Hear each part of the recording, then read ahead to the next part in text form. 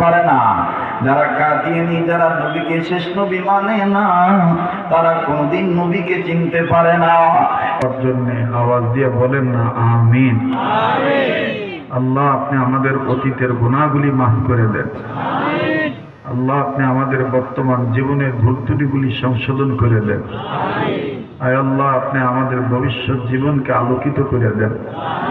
আল্লাহ অত্র এলাকার সমস্ত কবরবাসীদেরকে জান্নাতবাসী বানিয়ে দেন।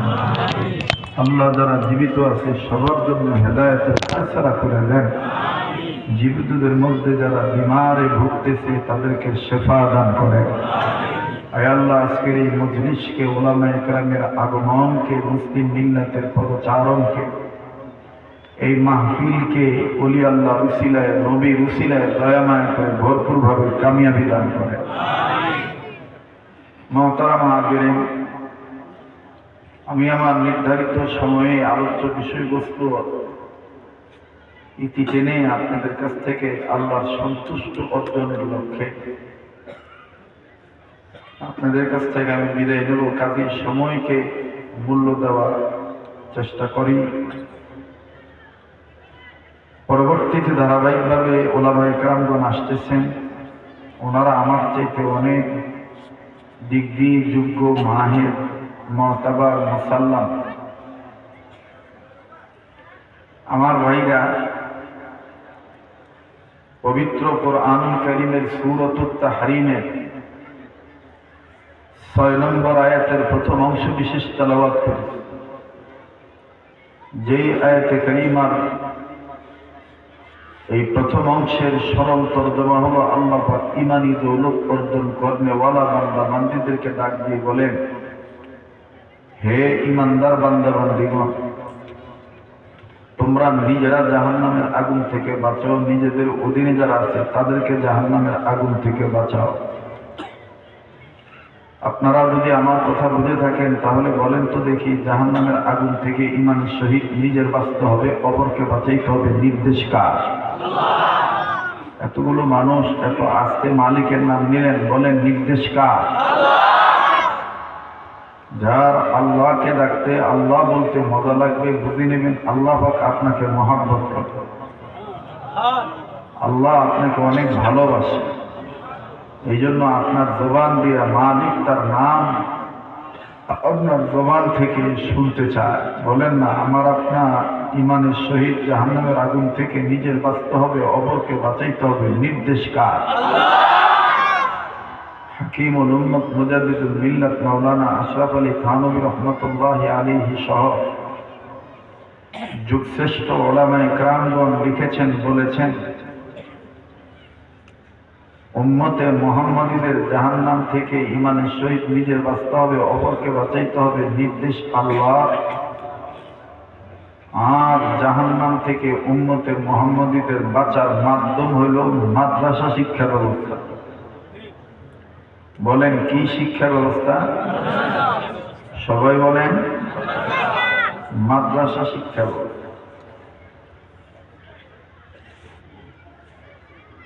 এবং উম্মতের হক্কানি উলামায়ে কেরামগণ, যুগশ্রেষ্ঠ আলেমে দ্বীনগণ বলেন,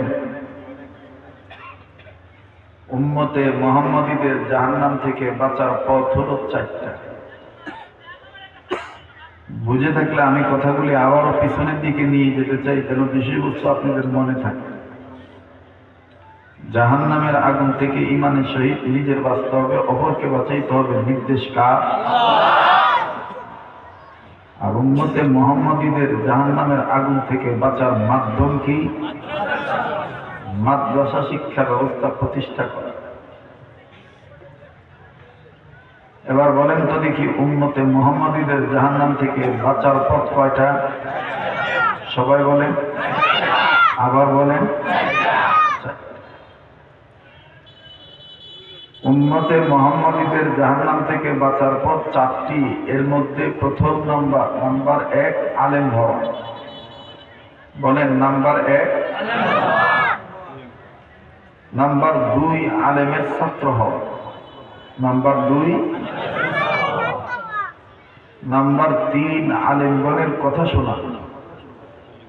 নাম্বার 3 নাম্বার 4 আলেমদেরকে মহব্বত করা।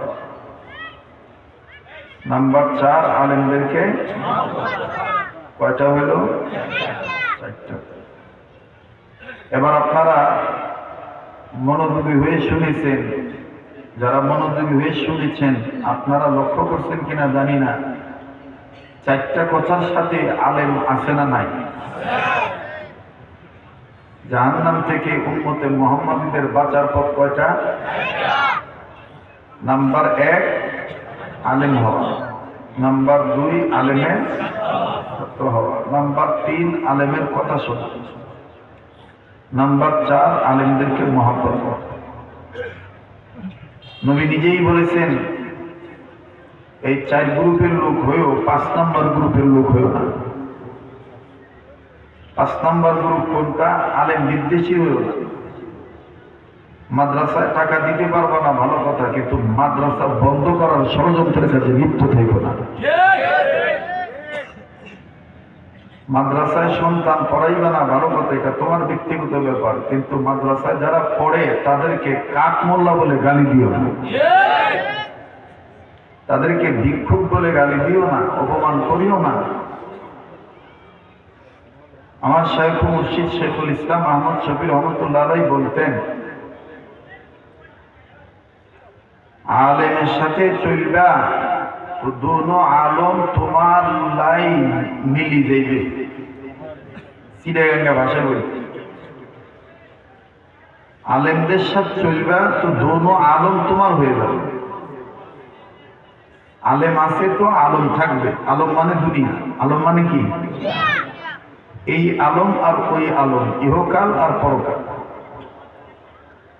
এই কালে যদি আমি আপনি আলেমদের সাথে সম্পর্ক রাখি তাইলে দোনো আলম ঠিক থাকবে, দুনিয়াতেও শান্তি পাবো, আখিরাতেও মুক্তি পাবো। সুবহানাল্লাহ বলবেন না? পারস্যের কবি জালালউদ্দিন রুম রহমতুল্লাহি আলাইহি, তিনি মারফতের জগতের একজন সম্রাট ছিলেন, আধ্যাত্মিক সাধক ছিলেন।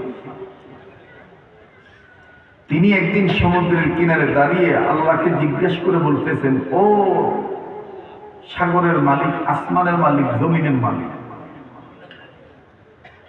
আপনার কাছে আমার একটু জানার দরকার, বলেন তো দেখি আসমান আপনি কি দিয়া সাজাইছেন,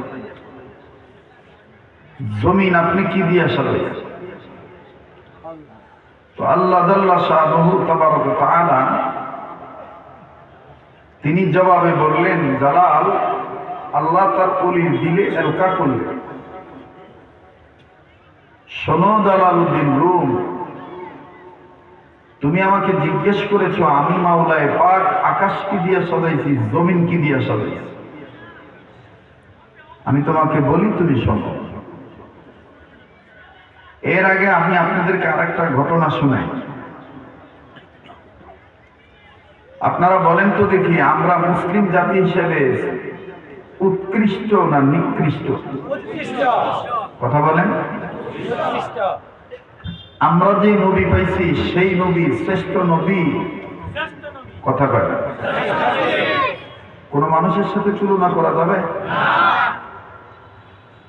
ওই নবীর উপরে দীর্ঘ 23 বছরে আল্লাহ তাআলা আমার আপনার চলার জন্য জীবনের পাথ হিসাবে মুসলিম মিল্লাতের জীবনের পথ পদ্ধতি কি করে সুন্দর হবে,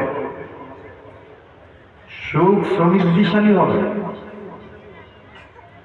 দুনিয়াতে শান্তি পাবে, আখিরাতে মুক্তি পাবে, এই লক্ষ্যে আল্লাহ যে গাইড বুক নাযিল করলেন, মুকাম্মাল নিজামে হায়াত, কমপ্লিট কোড অফ লাইফ, পরিপূর্ণ জীবন ব্যবস্থা, সেটার নাম কোরআনুল কারীম। বলেন, কোরআনুল কারীম পৃথিবীর মধ্যে সব কিতাবের চাইতে দামি কিতাব কিনা? সবচাইতে দামি কিতাবের নাম হলো কোরআনুল। এবার আপনারা বলেন তো দেখি, এই কোরআন, এই ওহী আল্লাহর কুদরতি পার্লামেন্ট থেকে বিশ্বনবীর বিশ্ব মিনিস্টারিতে অবিনশ্বর বিধির ধারা, অবিনশ্বর ধারা, গড ইজ ল, আল্লাহর আইন কানুন যে জিব্রাইল আল্লাহর কাছ থেকে নিয়ে আসলেন নবীর কাছে, এই ফেরেশতা জিব্রাইলের দাম কম না বেশি? বলেন না, কম না বেশি? আপনারা মনে রাখবেন, আমি বলতে চাইছিলাম যে আল্লাহকে জিজ্ঞেস করা হয়েছিল, জালালউদ্দিন রুম আল্লাহর ওলি, উনি আল্লাহর মাহবুব বান্দা হয়ে আল্লাহকে জিজ্ঞেস করতেছেন আকাশ কি দিয়ে সাজাইছে। এই কথাটা বুঝে দিতে আমি এই কথাটা আনছি, মনে রাখতে পারবেন তো? এই ফেরেশতা জিব্রাইল অনেক বড় ফেরেশতা, তার দানা হলো 600। একটা ডানা যদি বাড়ি মারে তাহলে 70,000 বছরের রাস্তা অতিক্রম করতে পারে। আর আসতে কম সুবহানাল্লাহ। এই ফেরেশতা জিবরাইল আমিন একদিন নবী মুহাম্মদ সাল্লাল্লাহু আলাইহি সাল্লামকে ডাক দিয়ে বলেন, ইয়া রাসূলুল্লাহ, আপনি বড় না আমি বড়? তো নবী বললেন, ভাই জিবরাইল, আমি তো আমার পক্ষ থেকে কোনো কথা নিজের পক্ষ থেকে বলি না, বলতে পারবো না। আপাতত এই চ্যাপ্টারটা বাদ থাক, আমি মাওলায়ে কারীমের কাছ থেকে জেনে তারপরে তোমাকে বলবো, তুমি বলো না। জিবরাইল আমিন ওই দিন আর এই কথা জিজ্ঞেস করেন নাই, বা নবী চুপ হইতে বলছেন, চুপ হয়ে গেছে। ঘটনাক্রমে অন্য একদিনের ঘটনা, ফাতেমাতুজ জোহরা রাদিয়াল্লাহু তাআলা আনহা বাবার কাছে আসবেন প্রয়োজনের তাগিদে। ঠিক ইন্ডিমিন টাইম ফেরেশতা জিবরাইল আমিনও আল্লাহর দরবার হইতে ওহী নিয়ে নবীর কাছে আসতেছে। তো ফেরেশতা জিবরাইল আমিন চলে আসছেন, নবীর ঘরে ঢুকে গেছেন। অপর দিক দিয়ে কন্যা তার বাবার কাছে আসতেছে। তো আসার আগে, বাবার ঘরে ঢোকার আগে ফাতেমাতুজ জোহরা ঘরের দরজার পর্দার দিকে লক্ষ্য করলেন। আপনারা কি মনোযোগী হয়ে আমার কথাগুলি শুনতেছেন? তো পর্দার দিকে লক্ষ্য করলেন। কেন লক্ষ্য করলেন? মা খাদিজাতুল কুবরা রাদিয়াল্লাহু তাআলা আনহা ইন্তেকালের পূর্বে ফাতেমাকে ডেকে বলেছেন, মারে, তোমার বাবা মুহাম্মদ, আমার স্বামী মুহাম্মদ অন্য মানুষের মতন নয়। কেমন অন্য মানুষের মতন নয়? বলে, তোমার বাবা মুহাম্মদের ঘরে ঢুকতে গেলে অনুমতি নিয়ে ঢুকিও, কিছু আলামত দেখতে পাইলে না ঢুকলেই ভালো। তখন বলেছিলেন, আম্মা কি কি আলামত? ফাতেমাতুজ জোহরাকে মা খাদিজাতুল কুবরা রাদিয়াল্লাহু তাআলা আনহা বলেছিলেন, যদি তুমি কখনো যাইয়া দেখো তোমার বাবা অস্বাভাবিকভাবে ঘামতেছে, তোমার বাবার গা থেকে, শরীর মোবারক থেকে পসিনা বের হচ্ছে, ঘাম ঝরতেছে, তাহলে বুঝা নিও তোমার বাবার কাছে আল্লাহর পক্ষ হইতে জিবরাইল আমিন ওহী নিয়ে আসছে। বলে, মা আর কোন আলামত? বলে, দ্বিতীয় আলামত এরকম আছে, যদি তোমার বাবার কাছে যেয়ে দেখো তোমার বাবা এক কম্বলের জায়গায় আর এক কম্বল, অতিরিক্ত কাপড় নিজের শরীর মোবারকে পেঁচাইয়া কাপাকাপি করতেছে, বুঝা নিও ওহীর ভারে তোমার আব্বার গায়ে জ্বর এসে গেছে। বলে, আর কোন আলামত? বলে, আরো আলামতের মধ্যে, যদি কখনো তোমার বাবা রুমের কাছে যেয়ে দেখো তোমার বাবা মুহাম্মদের রুম থেকে জান্নাতি খুশবু, মিশক আম্বরের গ্রাম অনেক বেশি আসতেছে, তাহলে বুঝা নিও জিবরাইল আমিন তোমার বাবার নিকটেই বসে আছে। বলে, মা আর কোন আলামত? ডাক দিয়ে বলে, মা রে, তোমার বাবার রুমে ঢোকার আগে যদি দেখো তোমার বাবার রুমের তাঁবুর দরজার পর্দা নড়তেছে, তাহলে বুঝা নিও জিবরাইল আমিন ঢুকে গেছে। তো ওই দিন হযরতে ফাতেমাতুজ জোহরা বাবার রুমে ঢোকার আগে যখন পর্দার দিক তাকাইলে নজর করে দেখে পর্দা দুল খাইতেছে, নড়াচড়া করতেছে। এর দ্বারা কি বোঝা যায় জিবরাইল আমিন ঢুকছে না ঢুকে নাই? সবাই একটু কথা বলেন, ঢুকছে না ঢুকে নাই? হযরতে ফাতেমাতুজ জোহরা রাদিয়াল্লাহু তাআলা আনহা বুঝতে পারলেন যে আমার আব্বার কাছে মনে হয় জিবরাইল আমিন আইসা গেছে, এই জন্য পর্দা লড়তেছে। তো বাইরে দাঁড়িয়ে তিনি সালাম দিলেন, সালাম দিয়ে 3 বার সালাম দিলেন, জবাব চাইলেন, আব্বা আমি কি আসবো, ভিতরে কি ঢুকবো, অন্য কেউ আছে কি, ঢুকলে কি কোনো সমস্যা হবে কি নাকি চলে যাবে? আল্লাহর নবী জনাবে মুহাম্মদ রাসূলুল্লাহ সাল্লাল্লাহু আলাইহি সাল্লাম ফাতেমাতুজ জোহরাকে জবাবে বললেন, মা তুমি আসতে পারো, কোনো সমস্যা নাই, তোমার ছোট চাচা জিবরাইল আমিন আইসা বসে রয়েছে। আপনারা মনে হয় কথাটা ভুলে গেছেন। জিবরাইল আমিন জিজ্ঞেস করেছিলেন, নবী আপনি বড় না আমি বড়? এতদিনে আল্লাহ নবী ফাতেমার কাছে পরিচয় দিতেছেন, তোমার ছোট চাচা জিবরাইল আমিন বসে রয়েছে। আপনারা কি শুনতেছেন আমার কথা? তো জিবরাইল আমিন কিচ্ছু বললেন না। ফাতেমাতুজ জোহরা অনুমতি প্রাপ্ত হইয়া, অনুমতি পেয়ে উনি ঢুকে গেলেন। ঢুকে নতুন করে আবার সালাম দিলেন, সালাম দিয়ে নবীকে বলতেছেন, আব্বা আপনি কেমন আছেন? নবী বললেন, আলহামদুলিল্লাহি রাব্বিল আলামিন। কাকা আপনি কেমন আছেন? জিবরাইলও বললেন আলহামদুলিল্লাহ, কিন্তু 2 আলহামদুলিল্লাহ একটু পার্থক্য। যেমন যদি কোনো সন্তানদের জিজ্ঞান বা কারো যদি জিজ্ঞাসা করেন খাইছো নি, যে বালা মতন খাইছে, তৃপ্তি সহকারে খাইছে, হ্যাঁ দেখবেন খুশি ছোট করবো, খেয়ালছি। আর দেখবেন যার কাছে জুত হয় নাই, ঢোক লাগে নাই, হ্যাঁ দেখবেন মুখটা বেজার হয়ে গেল, কোন মতন খাইছি। তো আগের খাইছি আর এখনকার খাইছি, দুইটা কি এক হইছে? একটু পার্থক্য হইছে না? তো আব্বারে জিজ্ঞাসা আপনি কেমন আছেন? নবী বললেন আলহামদুলিল্লাহ। কাকারে জিজ্ঞাসা জিবরাইল কাকা আপনি কেমন আছেন? বললেন আলহামদুলিল্লাহ। তো ফাতেমাতুজ জোহরা ডাক দিয়ে বলতেছেন, কাকা আপনার আলহামদুলিল্লাহ কেমন জানি একটু ভালো লাগলো। তো জিবরাইল বলতেছেন, ফাতেমা ভালো লাগবে না মানে? তোমার বাবা এটা কইল কি? তোমার আব্বা মোহাম্মদ আমার পরিচয় তোমার কাছে দিল, আমি নাকি তোমার ছোট চাচা জিবরাইল। এবার ফাতেমা বলতেছেন, তাইলে কাকা আপনি কইয়া বলেন, আপনি বড় না আব্বা বড়? জিবরাইল বলতেছেন যে না, তোমার বাবাই যেহেতু বলছে আমি ছোট চাচা জিবরাইল, তোমার বাবা মোহাম্মদ রে বলতে বলো, তোমার বাবা বড় না আমি বড়?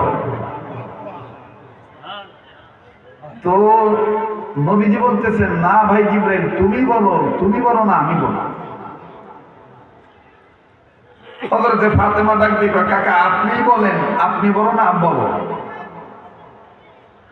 এরকম করে যখন একটু বাকবিতনটা বাড়তেছে, মহাব্বতের তর্ক আর কি, রাগারাগির তর্ক না।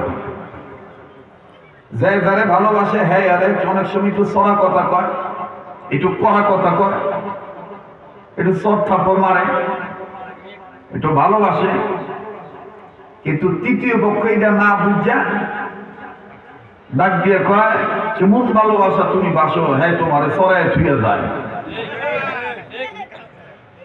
এটা হলো খাইজানি বেরান্ডা রুগীর মতো, যার খাইজান উঠছে হ্যার কোনো খাইজানের তাল নাই, আর একজনে আমতাজে খাইছে গাও বানায় মলম লাগে ব্যবসা। কথা বলেন ঠিক কিনা? যে থাপড়া মারছে হ্যাঁ জানে কোন প্রেমের বলে থাপ্পড় মারছে, আর যে থাপ্পড় খাইছে হ্যাঁ জানে যে আমি কোন প্রেমের বলে থাপ্পড় খাওয়ার যোগ্য হয়েছি। এখানে আমরা তৃতীয় পক্ষ কোন্দল দলাদলি মারামারি কার্য ঝগড়া পেটনা বাসা ছড়ানো কোনো মানেই হয় না।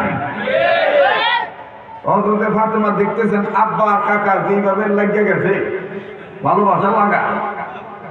আব্বাই কয় তুমি কও তুমি বলো না আমি বলো, কাকাই কয় না আপনি কন আপনি বলো না আমি বলো। এবার ফাতেমাতুজ জোহরা ডাক দিয়ে কয় আমি তো তৃতীয় পক্ষ, বেশি কথা বলা তো ঠিক হবে না। তো কাকা, আপনি যে মনে হয় আপনি শুরু করতে আপনার মনে খটকা লাগছে, তো আপনি একটু বলেন না, আপনি যে বড় এটা একটা নমুনা পেশ করেন, তাইলে কর। তোমার বাবা মোহাম্মদ এই দিন জন্ম হইল, আজকে 42-43 বছর চলতেছে, আর আমি আদম থেকে শুরু করে ঈসা পর্যন্ত, ঈসা পেরিয়ে তোমার বাবা পর্যন্ত কতবার আইলাম গেলাম। আমার সামনে আল্লাহ তাআলা আসমান বানাইলেন, জমিন বানাইলেন। তো নবী মোহাম্মদ বলতেছেন, ভাই বলেন না, আপনি বড় না আমি বড়? কয় কইতেছি তো। কয় কেমন? আল্লাহ তাআলা আকাশ বানাইলেন, জমিন বানাইলেন। এবার আমি আপনাদেরকে ওই কথাটার জোড়া মিলিয়ে দিই। ওই জালালউদ্দিন রুম রহমতুল্লাহ জিজ্ঞেস করেছিলেন যে আল্লাহ আকাশ কি দিয়ে সাজাইছেন, জমিন কি দিয়ে সাজাইছেন? মনে আসেনি কথাটা? আল্লাহ তাআলা জবাব দিয়ে তার মাহবুব বান্দার দিলে এলকা করে বলে দিলেন, রৌনকো বজমে সামারা আজ কওয়াকিব করদাইর, রৌনকো বজমে সামারা আজ কওয়াকিব করদাইর, রৌনকো বজমে জমিরা আজ উলামা করদাইর। এ জালা, আমি আকাশ সাজাইছি সামারা তারকা দিয়া, আর জমিন সাজাইছে আমার মাহবুব বান্দা আলেম ওলামা দিয়া। যারা আলেমকে মহব্বত করেন, মাদ্রাসার পক্ষের লোক, তারা একটু আওয়াজ দিয়ে এখন সুবহানাল্লাহ। আল্লাহ বললেন, জালাল আমি আকাশ সাজাইছি তারকা দিয়া, জমিন সাজাইছি আলেমদেরকে দিয়া। আমার বন্ধুগণ, এখন সেই আলেমদেরকে কেউ যদি জঙ্গি বলতে চায়, কেউ যদি আল কায়দার সঙ্গের লোক বলতে চায়, কেউ যদি কাদিয়ানীদের দলে লিপ্ত করতে চায়, কেউ যদি সাদিয়ানীদের দলে লিপ্ত করতে চায়, যারা নিরঙ্কুশ হযরত ওলামায়ে কেরামদের বিরুদ্ধে কলম ধরবে, কিলো কালাম করবে, যারা ষড়যন্ত্র করবে, হামলা মামলা অনাকাঙ্ক্ষিত ঝামেলায় আলেমদেরকে ফালানোর চেষ্টা করবে, বুঝে নিতে হবে এরাই আলেম বিদ্বেষী, এরাই নবী বিরোধী, এরাই ধর্মের নামের সাইনবোর্ড ব্যবহার করে, এরাই প্রকৃত ধর্ম ব্যবসায়ী। কথা বলেন ঠিক কিনা? আমার বন্ধুগণ, আমার ভাইরা, আল্লাহ তাআলা ১৫০০ বছর আগে পরিষ্কার জানিয়ে দিলেন যে জগতের উপরে, আসমানের নিচে, জমিনের উপরে সবচাইতে আমি রব্বে কাবাকে, জালালি ওয়াল ইকরামকে, হান্নান और मन्नान के, गफूर और गफ्फार के, हय्यू और कय्यूम के, खालिक और मालिक के একমাত্র বেশি ভয় করে ওলামায়ে কেরাম। বলেন আল্লাহকে সবচেয়ে বেশি ভয় করে কারা? একটু জবান খুলে বলেন না। আবার বলেন কারা? ইন্নামা ইয়াখশাল্লাহ মিন ইবাদিহিল উলামা।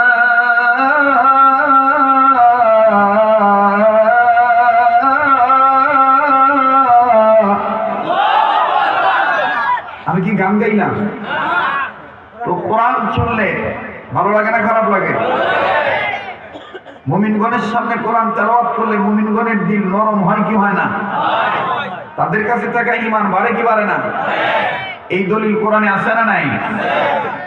ইন্নামাল মুমিনুনা আল্লাযীনা ইযা যুকিরাল্লাহু ওয়াজিলাত কুলুবুহুম ওয়া ইযা তুলিয়াত আলাইহিম আয়াতুহু যাদাতহুম ঈমানাও ওয়া আলা রাব্বিহিম ইয়াতাওয়াক্কালুন।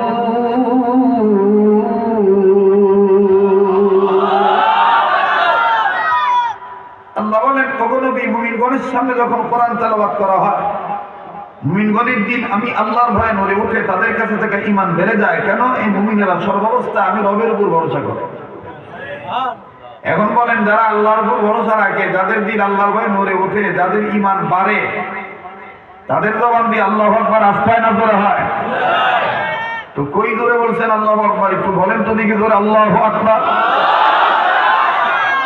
এবার বৃহত্তম মুমিন সেই জেলার বাপ ভাইরা দাওয়াত ও তাবলীগের উর্বর জমিন এলাকার জমিনের সন্তানেরা, আলেম প্রিয় দেশবাসীরা, আপনারা বলেন তো দেখি, আল্লাহু আকবার স্লোগান এটা কি জামাত, শিবির, বিএনপির স্লোগান? এটা কি জঙ্গির স্লোগান? এটা কোন হুজুরের বানানো স্লোগান? আল্লাহু আকবার বলতে হবে, এ ব্যাপারে কোরআনে নির্দেশ আছে না নাই? কিভাবে নির্দেশ? আল্লাহ তার নবীকে আদর করে উপাধি দিয়ে ডাক দিয়ে বলছেন, কখনো বলেছেন কম্বলওয়ালা, কখনো বলেছেন চাদরওয়ালা। আল্লাহ আদর করে উপাধি দিয়ে ডেকে ডেকে বলেছে, ইয়া আইয়ুহাল মুদাথথির কুম ফাআনযির রাব্বাকা ফাকাব্বির। ইয়া আইয়ুহাল মুদাথথির কুম ফাআনযির রাব্বাকা ফাকাব্বির। बहर दिन वा बहर दुनिया बहर नाम अल्लाह अल्लाह कर दबाया दो अस्सलाम। बहर दिन वा बहर दुनिया बहर नाम अल्लाह अल्लाह कर दबाया दो अस्सलाम।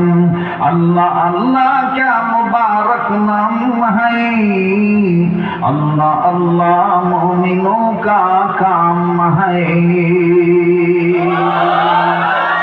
अल्लाह अल्लाह बोलते बोलते नबीर प्रेमे चलते चलते मडर्न जेन है आमादेर, मडर्न जेन है, बोलें आमादेर मडर्न जेन है आमादेर। এটা আল্লাহর নির্দেশ। মুমিনেরা তোমরা আমাকে ভয় করার মতন ভয় করো, যেমনটি ভয় করা দরকার তেমনি ভয় করো, হাক্কা তুকাতিহি। আর ওয়ালা তামুতুন্না ইল্লা ওয়া আনতুম মুসলিমুন, সত্যিকারের মুসলমান না হয়ে মৃত্যুবরণ করিও। এই কথাটা কার?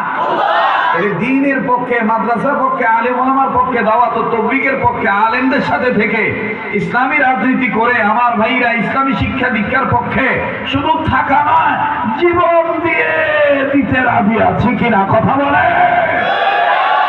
আওয়াজ দিয়ে বলেন না, আমাদের মডেল যেন হয় আমাদের।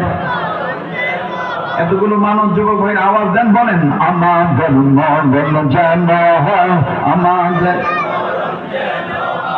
দিনের পথে চলতে গিয়ে মুমিন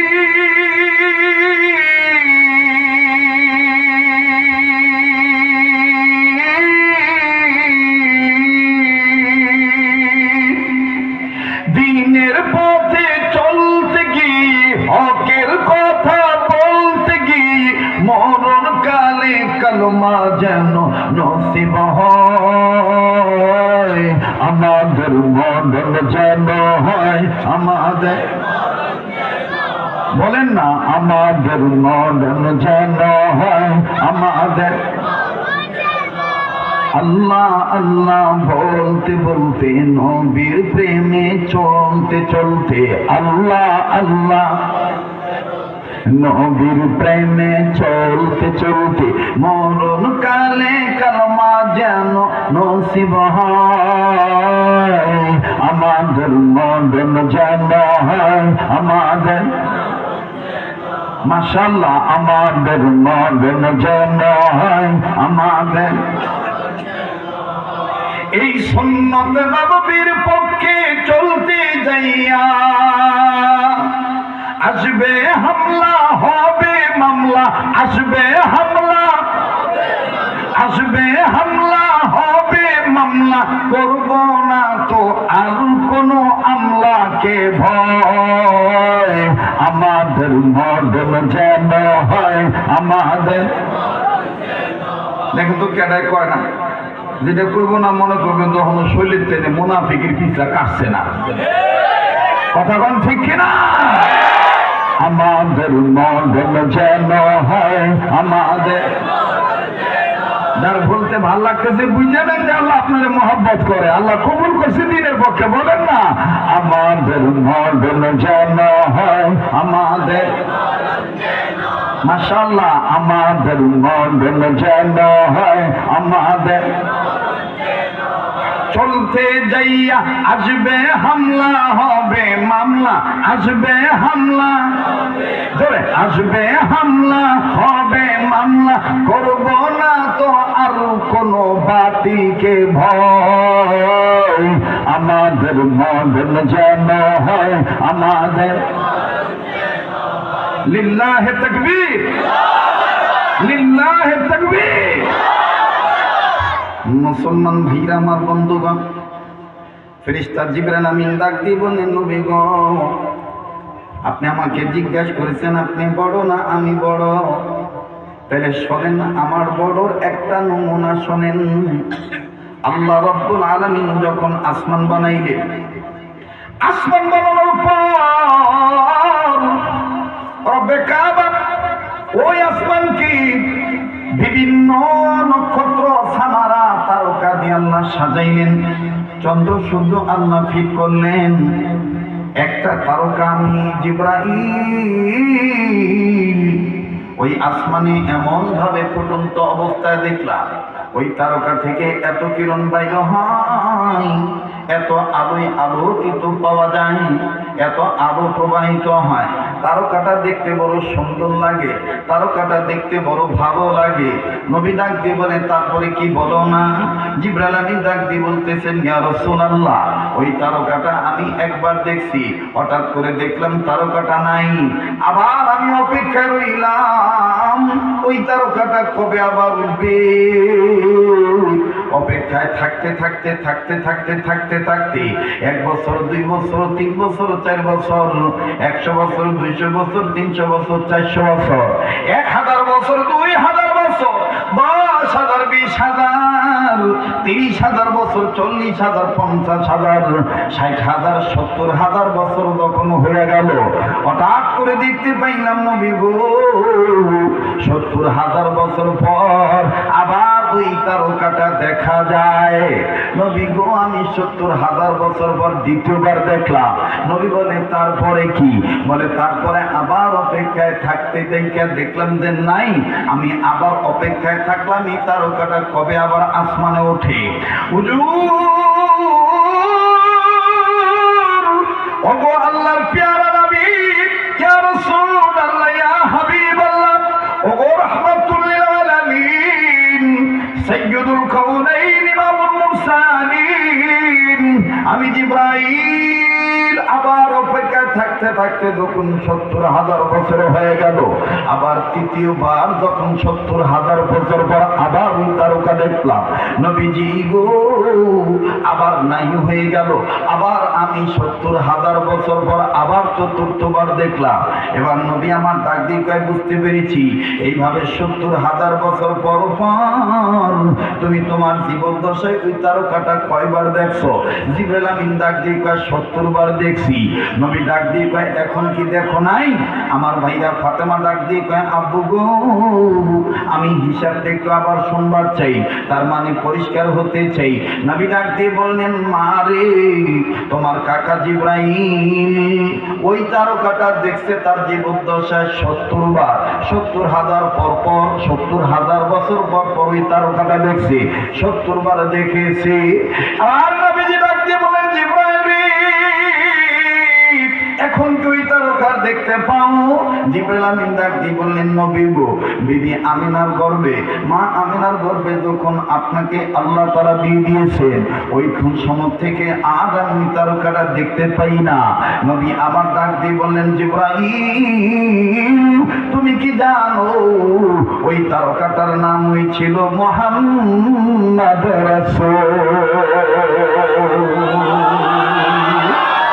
আওয়াজ দিয়ে বলেন না সুবহানাল্লাহ। এবার ফাতেমা ডাক দিয়ে কয় জিবরাইল কাকা আপনি বলেন আপনি বড় না আব্বাই বড়?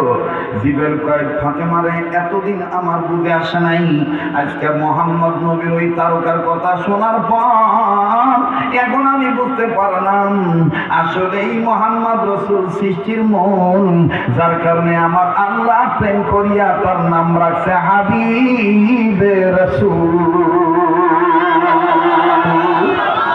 আশিক বিনে কে বুঝিবে আমার দয়াল নবীর শান, উম্মত বিনে কে বুঝিবে আমার মায়ার নবীর শান। ঠিক কিনা বলেন? উম্মত বিনে কে বুঝিবে আমার মায়ার নবীর শান, রহমাতুল লিল আলামিন নবী কোরআনে প্রমাণ, আশিক বিনে কে বুঝিবে আমার দয়াল নবীর শান। ঠিক কিনা? বাজানদের যারা সুন্নত মানে না তারা কখনো নবীকে চিনতে পারে না। যারা কাদিয়ানী, যারা নবীকে শেষ নবী মানে না, তারা কোনদিন নবীকে চিনতে পারে না। এরে বন্ধু, সুন্নত আছে যেখানে, উম্মত আছে সেখানে। আর এই সত্যিকার উম্মতরা যেখানে থাকে, সুন্নতরা উম্মত যারা হয়, তাদের অন্তরে নবীজির প্রেম অটোমেটিক এমনি এমনি আশিক রাসূল হওয়ার কারণে রয়ে যায়। কথা বলেন ঠিক কিনা?